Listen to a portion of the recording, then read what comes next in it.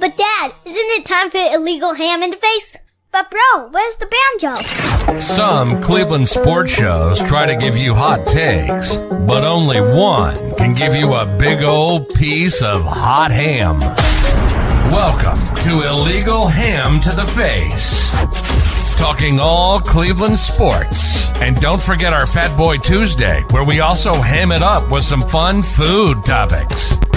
Without further ado, let's serve up some ham. Here are the Ham Boys, Fatty and Big Bri.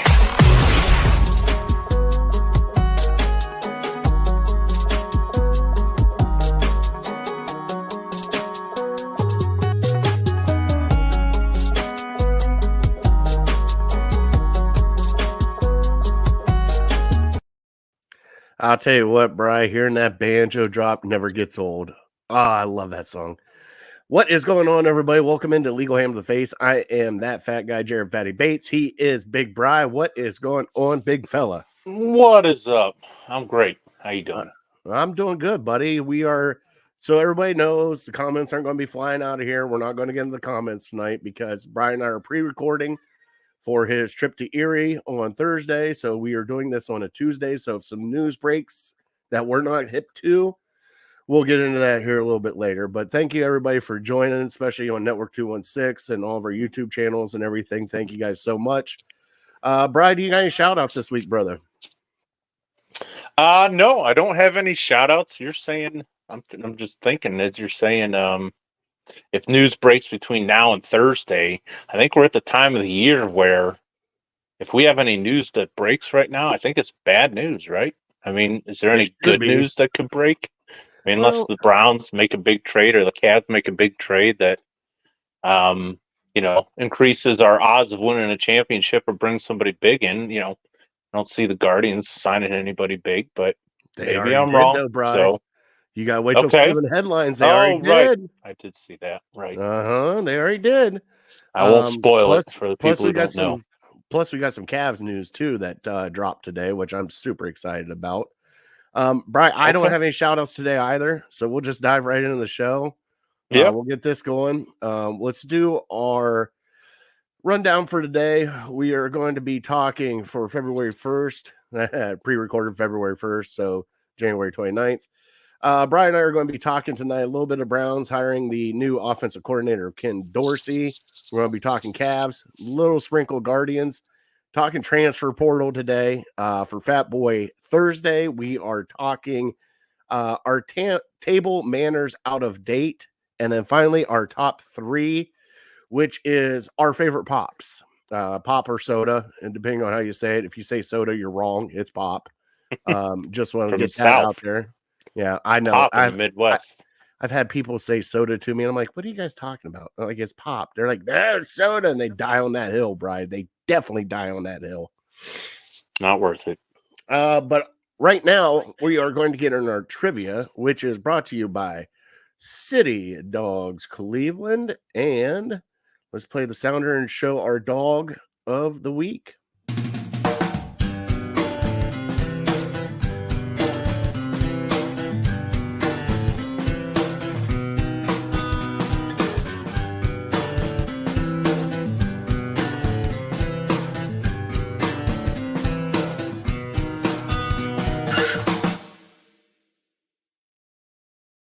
Like I said, our trivia is brought to you by City Dogs Cleveland. We are doing a little reboot of Angus from last week, Bri.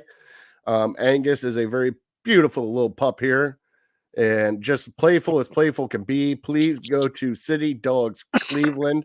Help get a city dog adopted. If you cannot adopt a dog, you can always donate and donate your time if you can, because they always need help. But the kennels are full, people. So please, if you're going to go dog shopping, don't get a puppy. Get a city dog. Look at that, Bri. I love that little. I might have to get one. They have one there called Batman, and he looks just like Batman. He's got like the big pointy ears up. And oh yeah, else. Okay. Got to be Shepherd. No, it's a bully. Really? With the pointy ears. A French ears, bulldog, maybe? No. No, it would look. I mean, he looks just like a straight, pit bull terrier. So I'll have to check and see. Okay. I'll talk to Beth and see what we got going on there. But Bri, today is going to be a food trivia for you, and we know how we love food trivias. Now, this is going in the condiment range, Bri. All right. Okay. Got it. So you've had horseradish before, correct? Not very often, but I have. Yep. Okay. So horseradish was the first commercially packed and sold food by what condiment company? That's still in business today. Still in business today. Okay. Okay. All right, I got you. All right. It's a curveball because it's I horseradish. know. That's what I'm thinking. And it's condiments. So I gave you a hint with the condiments. Yeah. Okay. Got you. All right. You going to be all right with this one? Is that too tough for you?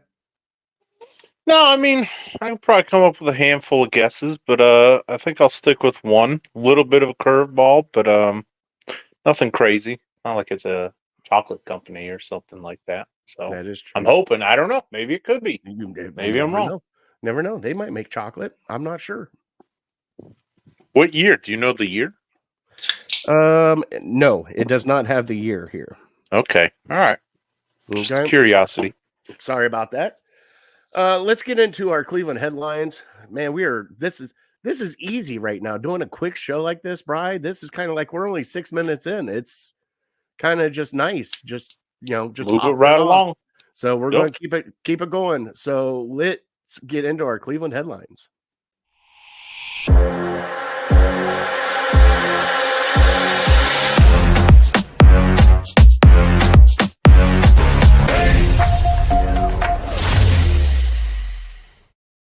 All right, so our Cleveland headlines tonight, Bri.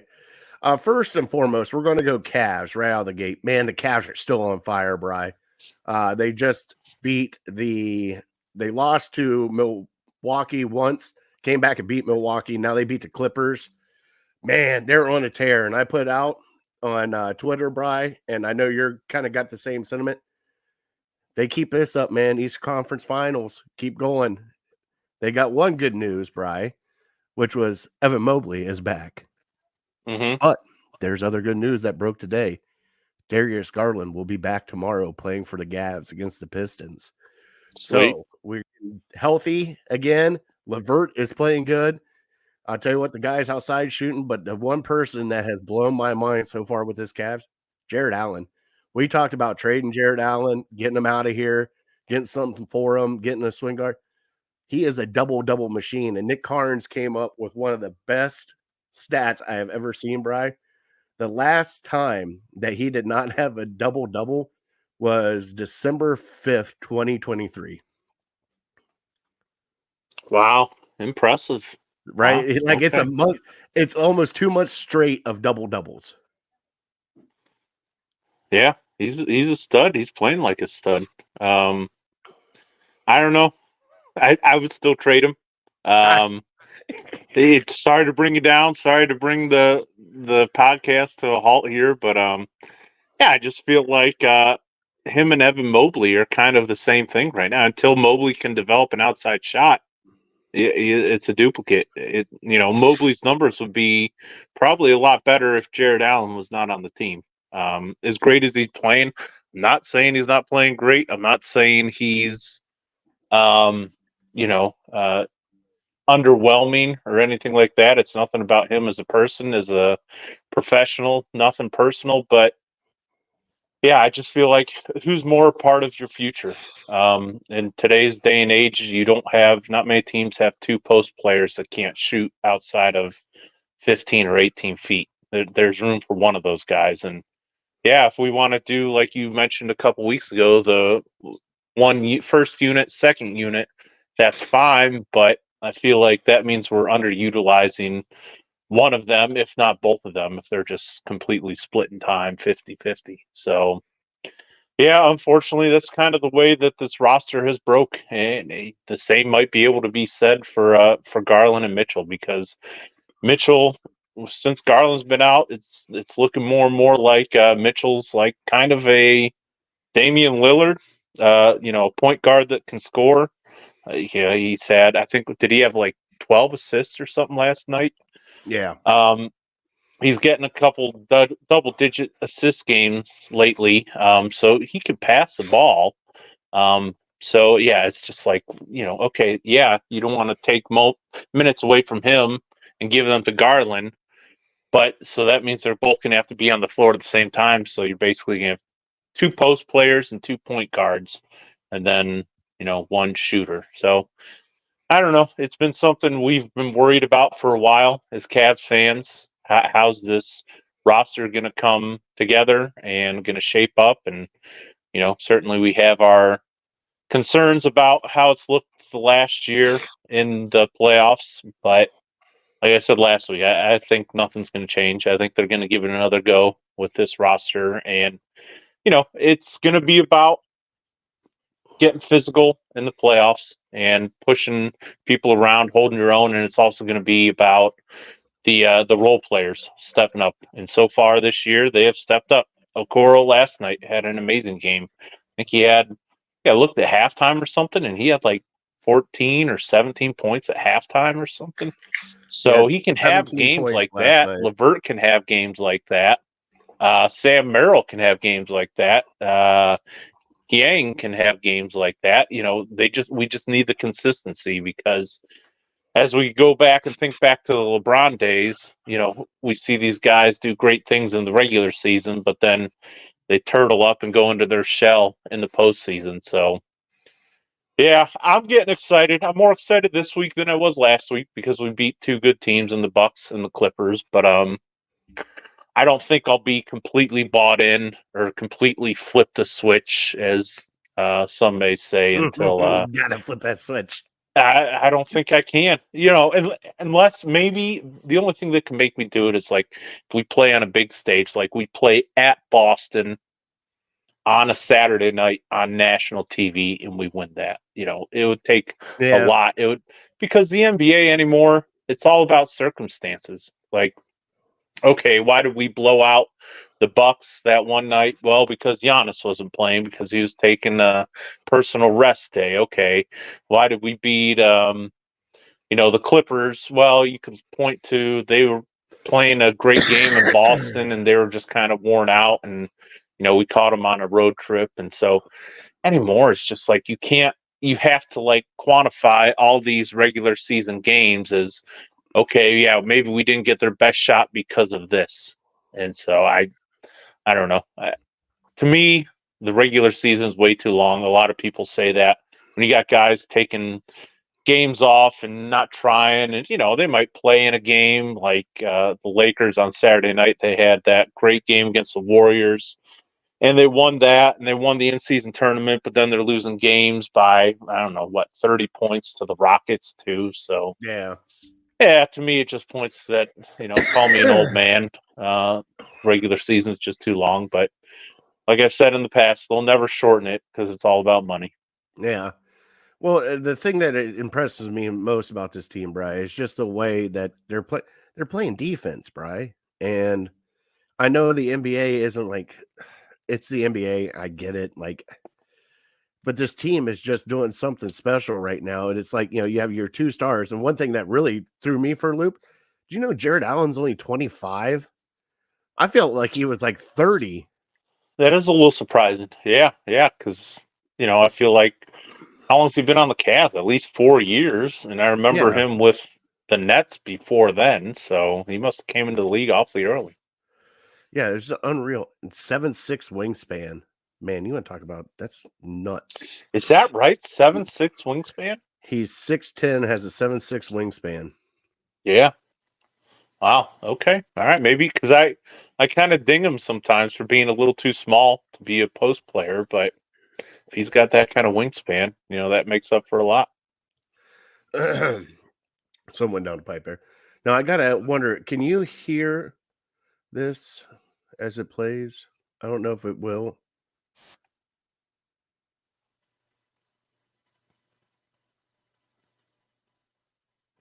Come on, Cav. Well, I we might got have to nothing play on that. my side. Maybe they can hear that on the It might listen be on back. mine. I might have to get that. You gotta like that switch up, Bri.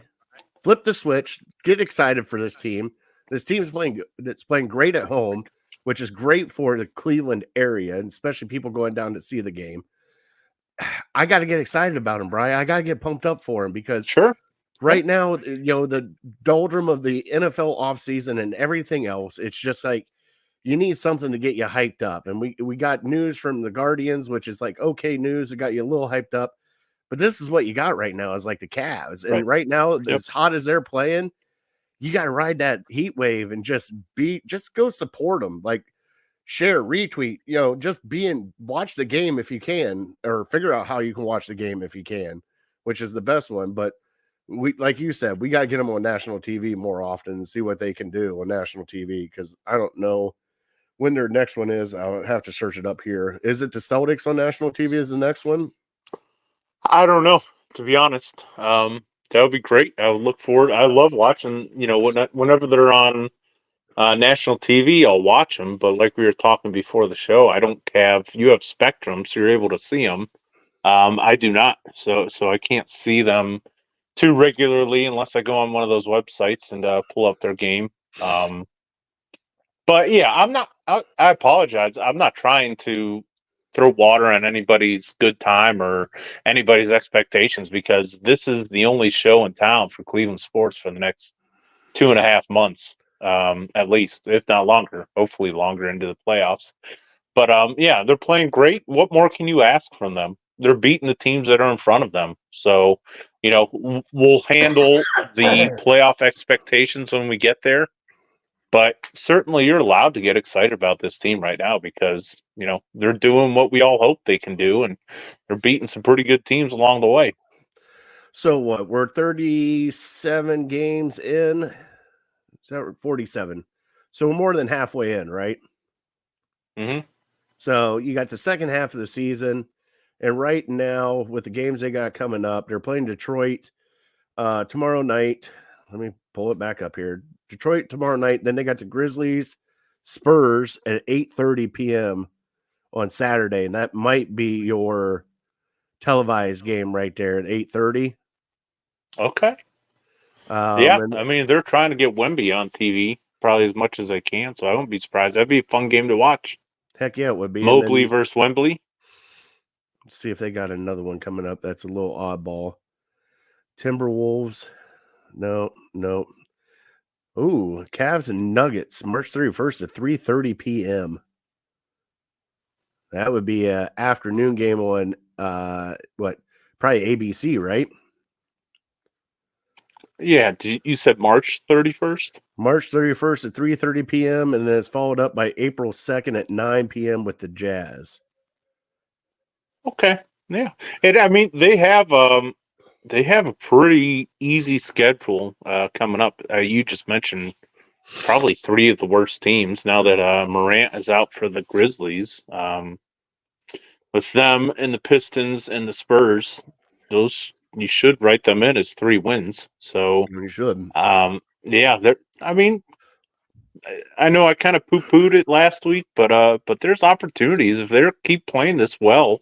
They could get into the 3 seed. Who knows? Maybe the 2 seed if either Milwaukee or Boston kind of slips a little bit, or they start dealing with some injury issues. So yeah, definitely be excited about this team, and hopefully we get healthy, we stay healthy, and they just find a way to all work together. Because I think their record, and who knows what you can attribute this to, the record with our main 4 guys, our big 4 healthy is like 14-13. Oh, yeah. So that's not good. And then, you look at the record when 1 or 2 of those guys are out, and it's much, much, much better.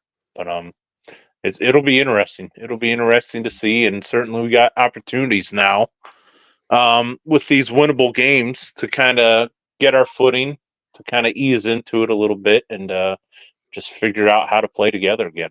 Yep, we just got to root them on, Bri. So get another win tomorrow night against we'll we'll find out Thursday. But beat the Pistons and just keep the train rolling. That's all you can do, and win at home. That's the best thing you can do. We did get some breaking news about the Cleveland Guardians. Zach Meisel reported the other day that Cookie Carrasco is back as a Cleveland Guardian. They have signed him to a spring training spot roster. He will be joining the spring training team. Coming back, Cookie is coming back to be a Guardian. Bri, I actually like this move. I don't know how much Cookie's got left in the tank, but as young as our pitching staff is, it is nice to have a guy that has been here, has pitched in Cleveland, and can help out these young kids with a little bit of veteran presence. What do you think? Yeah, all over, all together. It's a feel good move. You hope that he can find the magic that he had when he was back in Cleveland, and I think he kind of had a rough time with was it the Mets that he was with? I think he was included in the Francisco Lindor deal. But yeah, he was great for the city. We loved him. We got behind him. You know, his cancer diagnosis, his his battling that. It was, it was like we all came together as a family and we all got behind him and gave him motivation, and hopefully he got strength from the city being behind him. And yeah, it feels like a family member coming home, and anything that he can do on the mound and on the field is just kind of extra, because it's just great to have him back. And yeah, hopefully he can get out there and pitch give us a couple starts throughout the year, even win a couple games would be awesome to see. But right now, yeah, it's good to have him back. Did you say they signed him or traded for him? No, they picked him up. He was a free agent. So he was okay. Yeah, so they picked him back up and signed him to the practice squad. So the one thing I like about it, Bri, is if you think about it, they don't have that many veterans there in the bullpen, and if you get him as a long reliever in the bullpen, I think that will work out great and give how they like to do their bullpen games, where you can have him come out for 3 innings and just 3-3-3, see how it goes. But like you said, city was behind him. He was great here. Never had any problems here. Loved the city of Cleveland. Was here for most of his career, and then he went to the Mets. Now he's back. I'm happy to have him back. He was one great person. He really was when he was here in Cleveland. So it's nice to hear that news. Let's get into the Browns news, Bri. They finally ended up with a offensive coordinator. They hired Ken the Man Dorsey, played quarterback here from 2006 to 2008, lost the 2002 national championship game to Ohio State because he couldn't throw the ball away quick enough. Are you glad to have Ken Dorsey back here in Cleveland as our offensive coordinator? Yeah, I am. I'm not doing backflips over it or anything like that, but I don't know anybody who says they're disappointed or unsure about this hire. I'd say, yeah, what more were you looking for? What did you want? This is a guy who has experience as a player and a coordinator in this league, has had success with guys like Josh Allen and Cam Newton, both guys which kind of are similar to what Deshaun Watson is. Their body type obviously is bigger, but they're very mobile. They run a lot. So yeah, and like I said last week, I think a lot of us who were paying attention kind of think he was maybe the scapegoat last year with Buffalo, to where it's not Ken Dorsey's fault that they lost to the Broncos on a last-second field goal when they had 12 men on the field. It's not his fault that Josh Allen's throwing a bunch of picks, and they felt they had to make a move, and God bless them. Thank you for doing that, because I think whether Dorsey's calling plays or not, I think he brings maybe just a different mindset, a different thinking to that room, to help Deshaun Watson, to help Kevin Stefanski, hopefully just give them new ideas. And well, yeah, he's coached. He's been the offensive coordinator, quarterback coach for some successful offenses in the league. So yeah, I don't know what more you're really looking for. But yeah, I'm happy with it. I'm not going. Time will tell whether it's a great move or just a good move or kind of, you know, just a whatever move. Because I can't sit here and tell you that, man, I'm bummed that Alex Van Pelt is out the door, because what really did the offense do last year? Joe Flacco throws a great deep ball. We all knew that. He still has it. He still has that great deep ball. But that was about the only thing in our offense that worked, other than Nick Chubb. So the one thing I maybe worry about a little bit is with Buffalo's offense, they weren't too keen on running the ball as much. But I think coming to Cleveland, they say, hey, look at our running back, look at our offensive line. And it sounds like, fingers crossed, they're going to be keeping Bill Callahan around, which this time last week we weren't sure about that. So if they can do that, that's a huge win for the Browns this offseason. But yeah, I can't imagine they're just going to ignore the run like they did in Buffalo with him. No.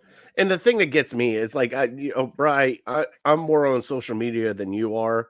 And just hearing the uproar, because everybody was like, a lot of people were excited about getting King Dorsey. A lot of people were down on it. Just like, you're really going after this guy that ran Buffalo into the ground and blah, blah, blah, blah. And you're sitting there It's just a hearing like, narrative. but see, the thing is, okay, they hired an offense coordinator. Let's be honest. Kevin Stefanski is still going to call the plays. So what does it matter? Like, you know what I'm saying? Like, what is he going to set up the game plan for like the, first 15 and all this other stuff? And like, I get it. Like, I'm like you. I'm like, I'm okay with it. I'm not super excited. I'm not down on it. I have to see what happens. But like right now, I'm just kind of like, eh. Like, okay, we got our offensive coordinator. Well, now that we got that, we can start getting stuff ready. Like, I'm glad what he did for Cam Newton. I know what he did for Josh Allen. Not saying that he can't be a good offensive coordinator for the Cleveland Browns. I'm not saying anything, but there was a time for a change for this team. They did it last year with the defense. The offense kind of staled out there at the end of the year, which we had no run game whatsoever. And you and I were harping about it because, Kareem Hunt, they were only rushing for like 40 yards a game with their running backs. I mean, we had one game where, what was it? Jerome Ford rushed it like 15 times, only, got 26 yards. It's like, what are you going to do with that? There's not much you could do. So it's a fresh set of eyes. It's a fresh person, fresh body in here, along with their tight end coach and now Deuce Staley, the running back coach. We got a revamped offensive room. We'll see what happens, Bri. I mean, that's all we can do. See what happens and see if it translates on the field. Now, do you think Stefanski's going to give up the play calling to Dorsey? I would be surprised if he does. Yeah, I don't think so. Maybe eventually, but not this year. I think he's just too new to the room, too new to the building, and he has to maybe understand how Kevin Stefanski wants to run the offense and understand the personnel that we have, and so that might take a year. So I would say hopefully by next year he's calm. I mean, after this next season. Next off season, hopefully Stefanski is comfortable enough to turn the reins over to Ken Dorsey. But yeah, that's something I always thought was kind of weird with Stefanski and Van Pelt, because they were so together for so long. You would think that Van Pelt would know how Stefanski wanted to run his offense, and Stefanski would feel well enough to say, okay, I've protected my baby long enough. You know how I want to run it. You know the plays that I would like to be called. Here you go. Take it and run with it. Take one giant thing off my plate so I don't have to worry about it. And here you go. And so, but he never did. So hopefully the Stefanski and Dorsey relationship goes better than that. But yeah, I think it'll take a year or so. Yeah, I'd be super surprised if he let go of that role this offseason and just handed it over to Dorsey. But I probably stick my excitement level at like a 7 out of 10. Yeah. But yeah, I honestly, if you ask me what's a 10, I don't really have an answer for you. Yeah. What's a 10? Like getting Andy Reid as our offense coordinator, getting Mike McDaniel as our offensive coordinator. Like, for the people that don't like it, I'd say, okay, if you're not excited about it, what's the home run? What's the grand slam for you? As far as offensive coordinators, because I don't think there's one out there that like we would all just throw our hands up and have a parade for. Yeah, like not even Bill Belichick I would get excited about being the offensive He's a coordinator. defensive guy. I He's a was like, defensive guy. Speaking of that, he still doesn't have a job. Yeah. Crazy for that. Same with Vrabel, too. I'm telling you, it's crazy. I'm kind of Two great curious, Bri. coaches. Well, there's still Seattle and Washington left over. We'll see what happens with those two spots. Mm-hmm. I'm just kind of curious. Like, you said with Van Pelt, he was with Stefanski for 4 years. You figured after a while, like, you're the head coach, Bri. Okay. I'm the offense coordinator. You and I have been playing football together for 4 seasons. You figured after like season 2, you would trust me enough to start calling plays or doing something. You know what I mean? Like, that's the thing. We didn't know what Van Pelt actually was doing behind the scenes. We don't know if he was setting up the game plan for the week. We don't know what was going on in that situation, but we do know he wasn't calling plays. So at that point in time, it's like, it's been 4 years. You figure you at least get a hold of the play calling. Was you think Stefanski's that just anal that he just doesn't want to give it up?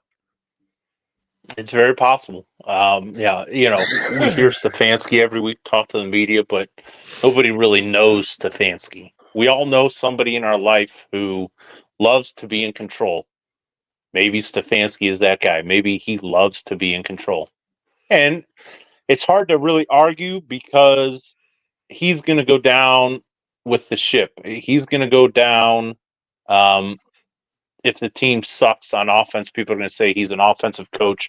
Why is your offense struggling so bad? So he's going to say, okay, we're going to go down with me making the shots, and I'm not going to trust it to anybody else because that would be putting my career in somebody else's hands. So I'm going to do it exactly how I want to. It would just be nice if he had the confidence and the faith in somebody else to to come in, because we're all looking for the same thing. We're looking for the offense to be better this next coming year, 2024, than it was last year. And so I'm just, we can talk ourselves into, and we probably will talk ourselves into, Deshaun Watson, another year in Kevin Stefanski's system, getting our offensive line healthy, getting Nick Chubb back.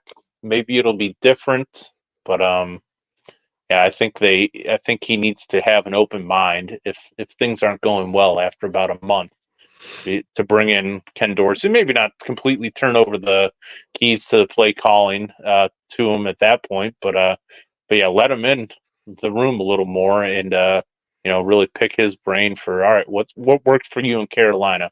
What worked for you in Buffalo?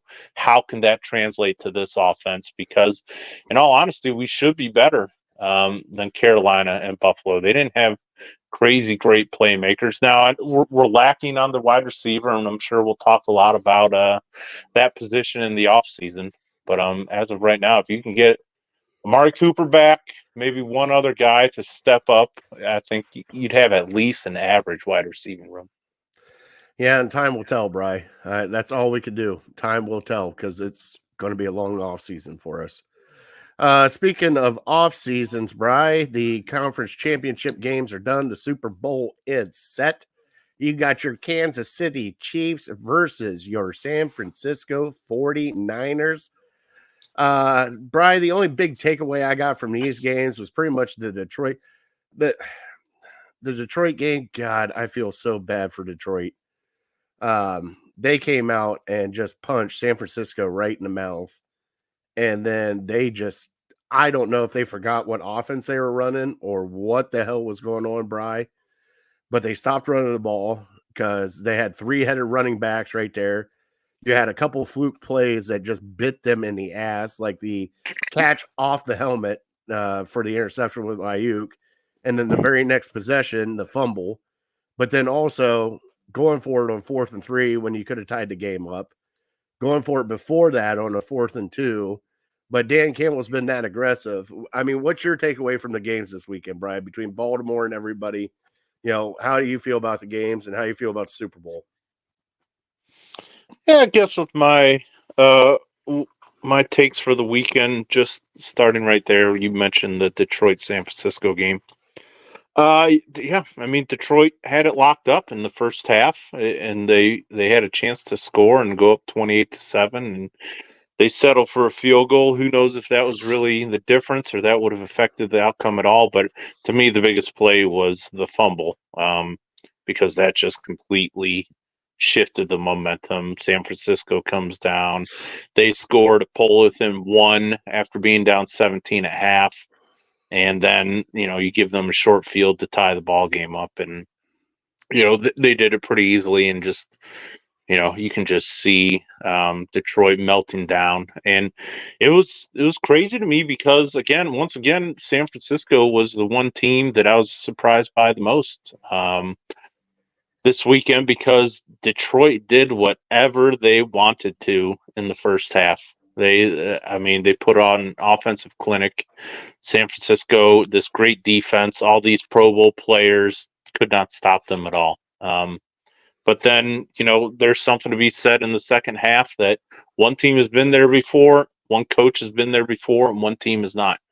And so that's kind of what happened. Being at home, I'm sure, helped them out a little bit. But yeah, it's a sad story for Detroit, for everyone pulling for Detroit, which was you and me. And it's kind of like we get a rematch of a couple years ago. Kansas City taking it to Baltimore. That was a little surprising. I think the most surprising thing was maybe just how well the Kansas City defense played, and Lamar Jackson shrinking again in the playoffs. But I think it was a little bit of both. I think it was Lamar Jackson just not coming through, and I think that Kansas City defense, like I said last week, is underrated. They're pretty good. They got some pretty good cornerbacks, and they got Chris Jones up front, so I wouldn't count them out. And then the offense just makes enough plays, and Mahomes, keeps making plays to Kelsey, keeps keeping the play alive, and finding first downs, keeping drives alive, and it's almost impossible to kill them when he's playing. You need a fluke play to go your way, knock them off the pedestal, and because he's not just going to hand the ball to you. So yeah, Kansas City, San Francisco, I don't know. Maybe we'll probably get into it next week, so I won't really into it next week. Get into too much breaking down that game. But as far as this past weekend goes, it was. I think I picked both teams to win, but certainly San Francisco surprised me. They're not looking good. They had to come back to beat Green Bay at home. They had to come back to beat Detroit at home. So I'm a little surprised that they're favored in the Super Bowl, to be honest with you, because they do not look good. No, but you got to give it to them, dude. That toughness, being down 17 points at halftime, 24-7. Brian, that team could have just folded it right there and just been like, I'll tell you what, though, they got back right in with the momentum. And like you said, I think the fumble was the big turning point. But, a couple, I just felt like Detroit just got away from their rushing game. Like they were cutting them up on the ground. And then next thing you know, in the second half, they were like, okay, well, we're going to pass for 400 yards. And it's like, what are you guys doing? You guys ran the ball great in the first half. Why are you guys stopping it? And it just seemed that way because every time it was like 1st and 10, they're trying to take a shot downfield. Well, now it's 2nd and 10. Now we're going to try to throw a cute pass. And now it's 3rd and 10. And guess what? We're punting again. It was like, come on, guys. I do feel bad for, what was it? Reynolds is his last name. Dropped 2 big passes. I mean, hit him right in the hands on a couple of those. But yeah, I was hoping for Detroit, because who else has had a shittier time being a fan than the Browns? The Detroit Lions.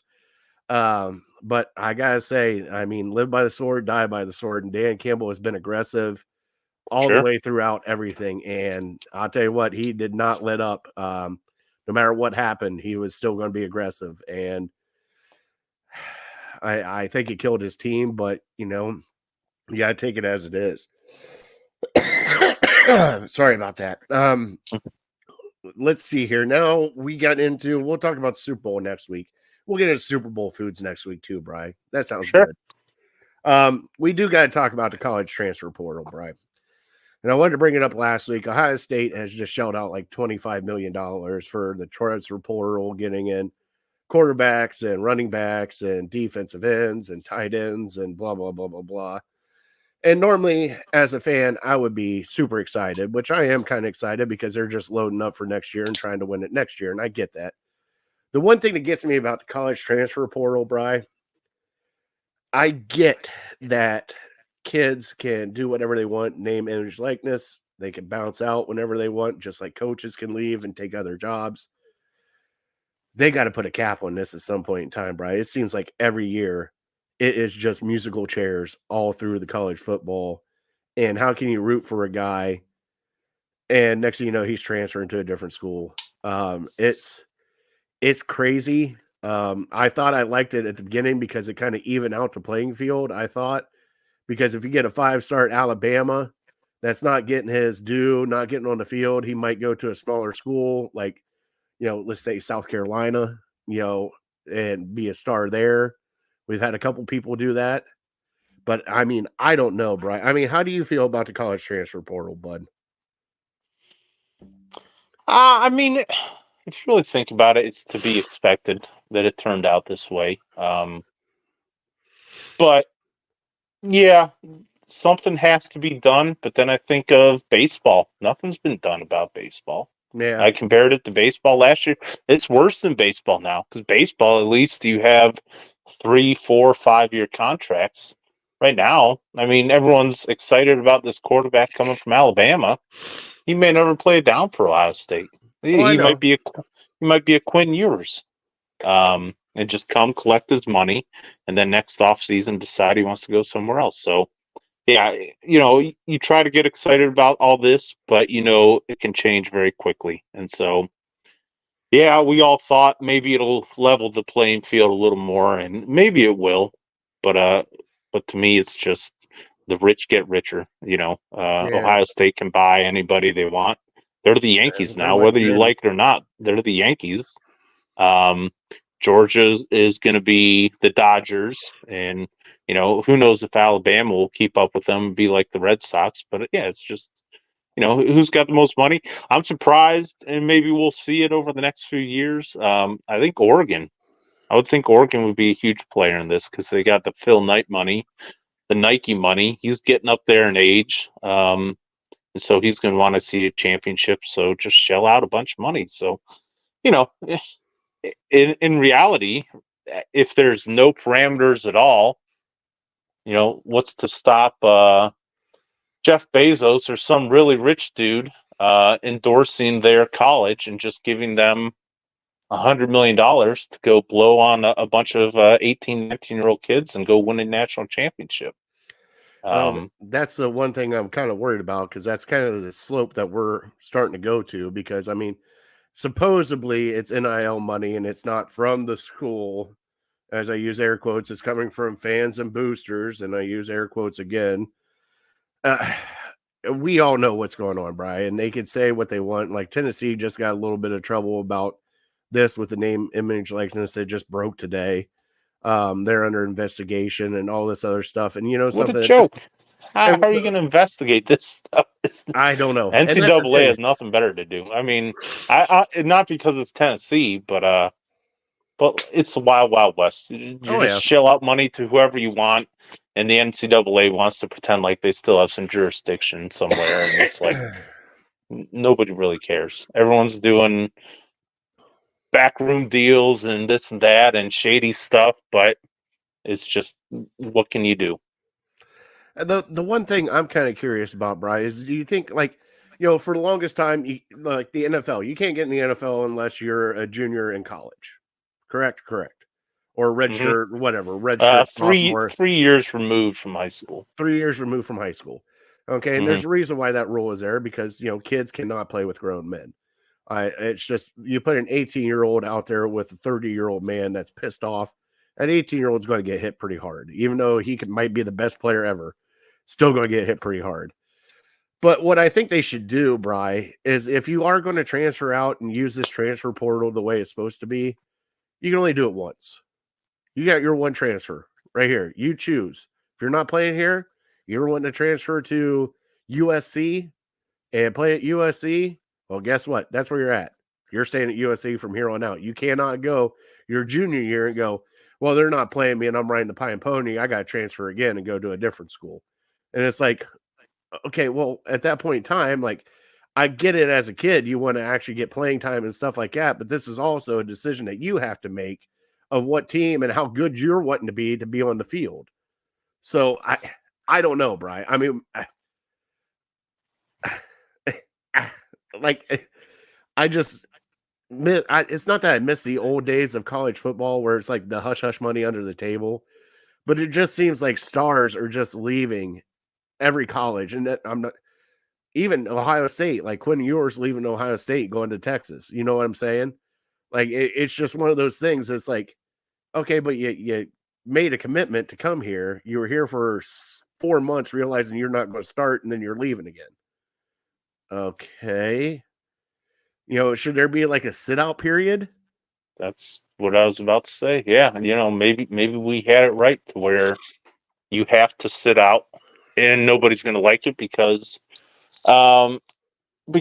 free will in America. You can't tell somebody that they can't play. I get that, but there's got to be some consequences to just going from one place to another. And let's be honest, college football is professional business. It's professional sports.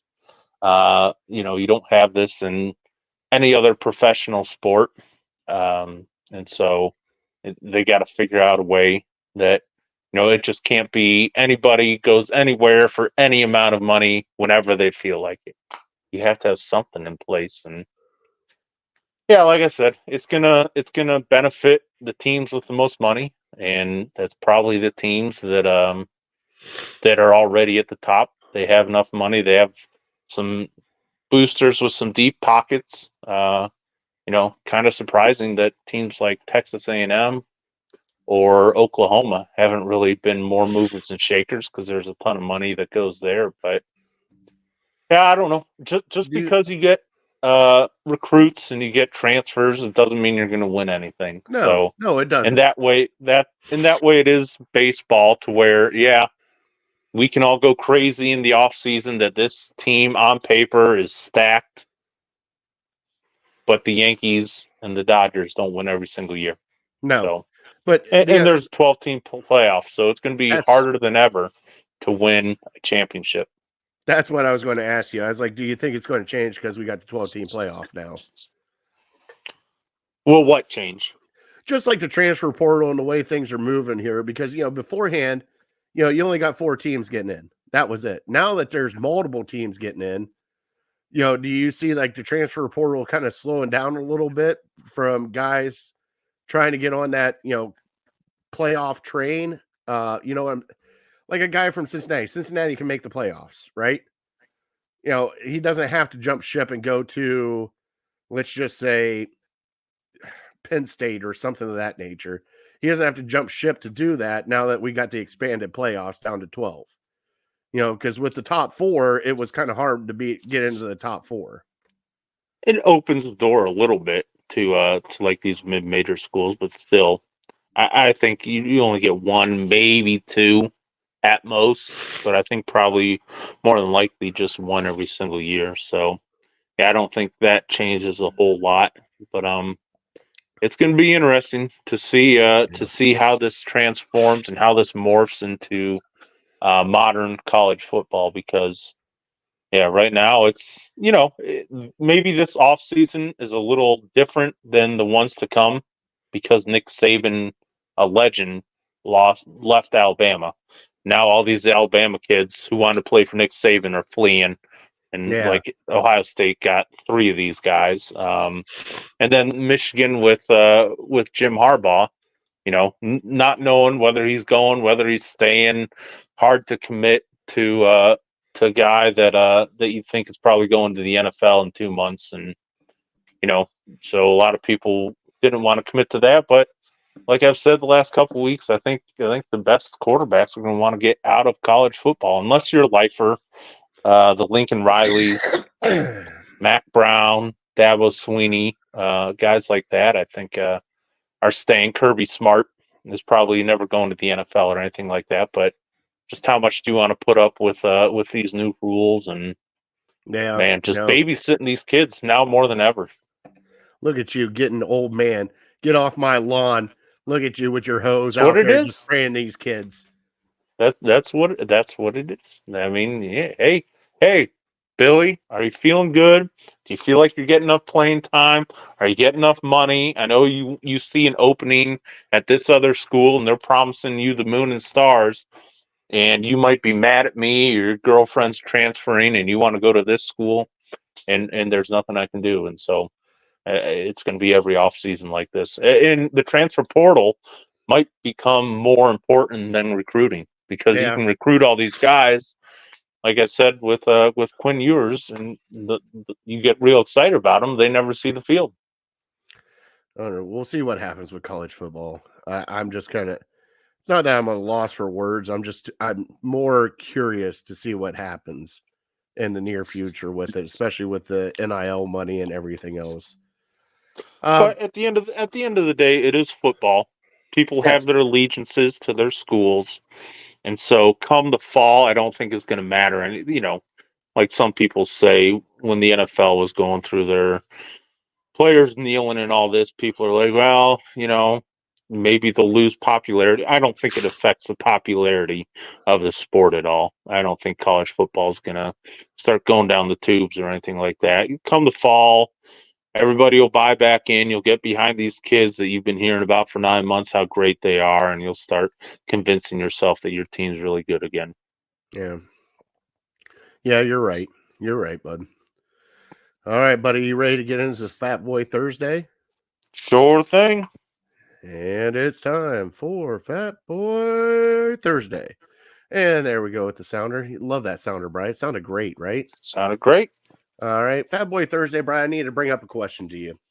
And it was brought up to me because I was raised this way. I was raised to be proper etiquette at a dinner table, especially if you're out at a restaurant. Brian, are table manners out of date?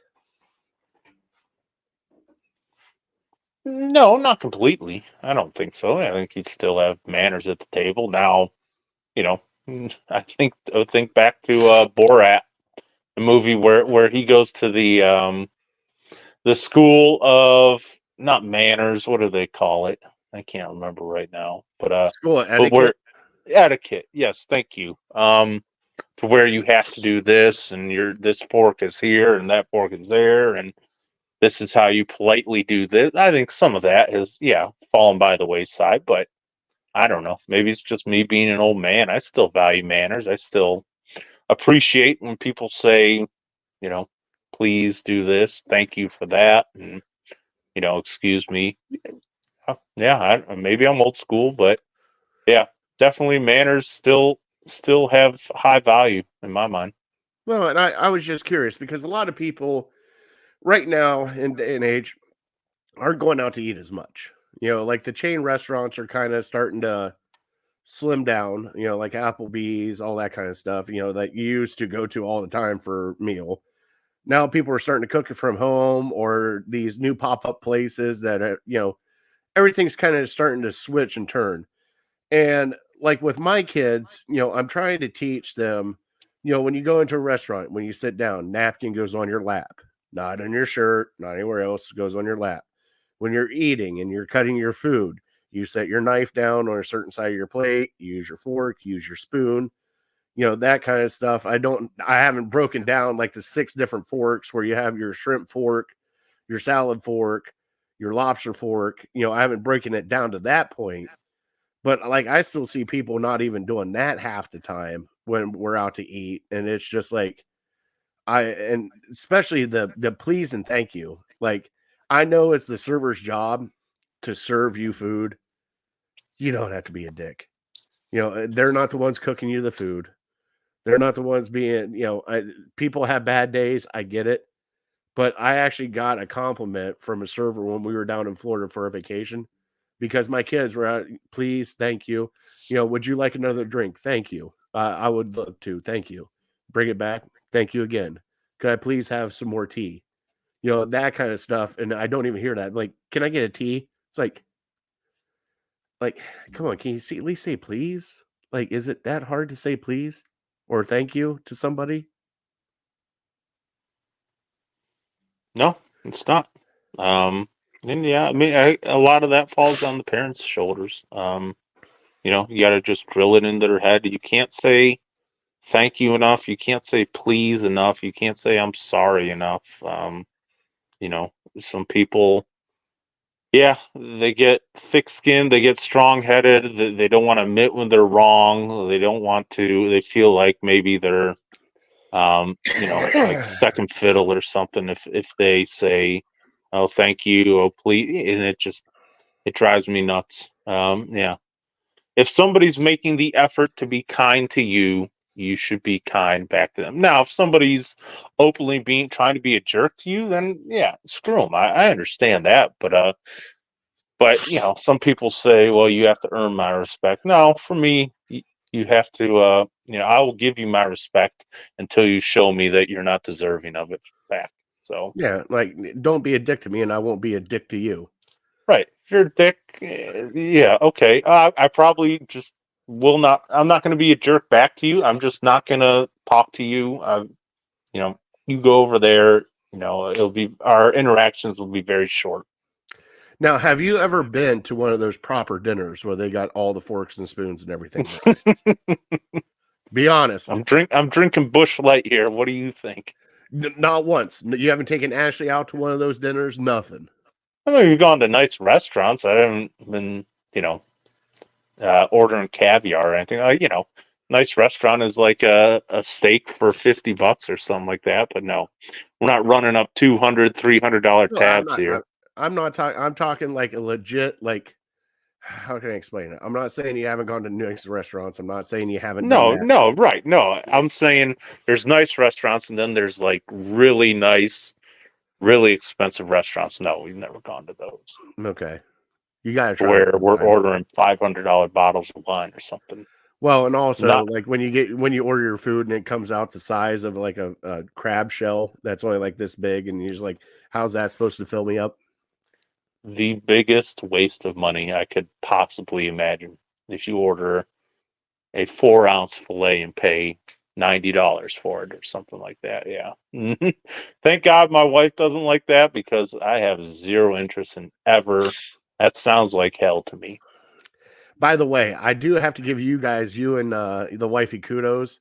I saw the Facebook video when you guys did the telling her mom about the little one coming. Oh When she yeah, had the right. earmuffs on. I Yeah. have never seen somebody so happy. And she even looked at you. She's like, "Are you serious? Are you serious?"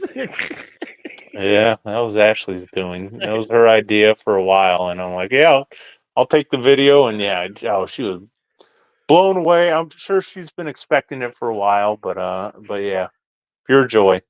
All right. Well, that's our Fat Boy Thursday. Tune in next week as we're probably talking Super Bowl foods next week, Brian, because that's what we like to do. Let's get into our top 3 and then close out the show, buddy. Here we go.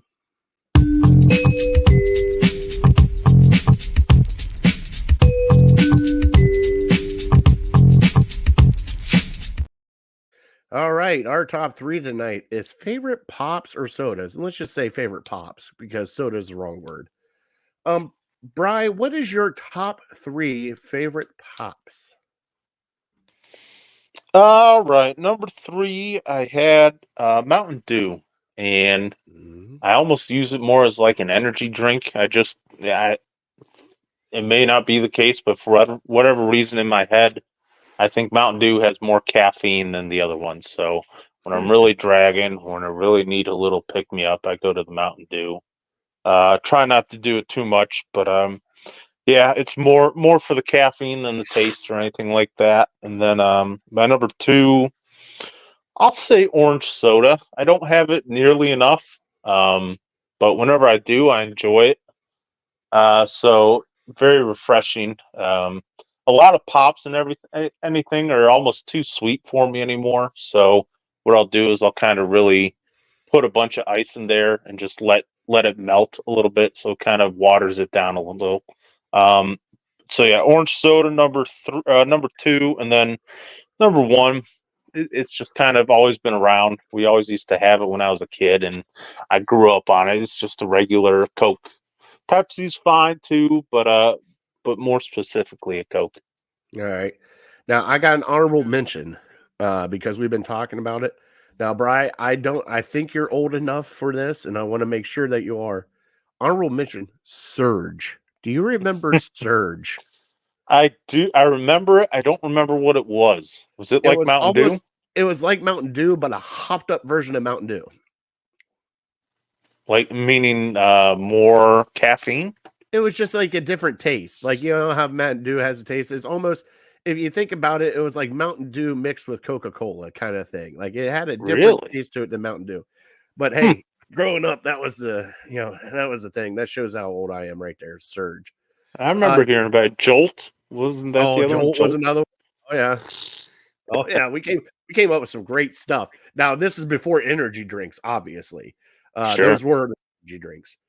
Number 3 for me, Bri. I'm going to have to kick it with Wild Cherry Pepsi for my number 3. And I'm being specific because my grandmother always had it in her house. That's what she drank all the time. And it was Cherry Pepsi. Love it today. Not Cherry Coke, Cherry Pepsi. Cherry Pepsi. All right, number 2. And I am doing this for a reason. Fountain Coca-Cola. Not out of the bottle. Not out of when you go to a fast food place and you get the fountain Coca-Cola, for me, it just hits different, Bri. I don't know why, but that is my number 2. Any fountain? No, like I've heard McDonald's is the best. Coke. Okay, Fountain Coke. Just Fountain Coke. Well, that's what everybody has them. Yeah, can I get a Coke with that cheeseburger? Can I get a Coke with this? No, not a Diet Coke. I haven't got to that point yet, Bri. But number 1 for me is Mountain Dew. And the only reason not why it just I grew up on Mountain Dew. Go to Taco Bell, you get a Mountain Dew. Just anything like that, like especially during the summer. For me, I know it was a lot sugary, but it didn't leave during the summer the aftertaste that some other pops have, especially if you're outside playing. You get that like the aftertaste of the Coke and stuff like that. You know what I'm talking about? So that's my number 1. Let's finish off our trivia, Bri. And our trivia today, which is brought to you by City Dogs Cleveland. Please go adopt a City Dog today. Trivia was horseradish was the first commercially packaged and sold by which company? Condiment company. Yeah, I went with Heinz. And you are correct. Really? All right. You are correct. Heinz was, and the other one was Pittsburgh-based company, so I had to keep that out of there because that would have just made it easier. Heinz bottled horseradish before anything else. Okay.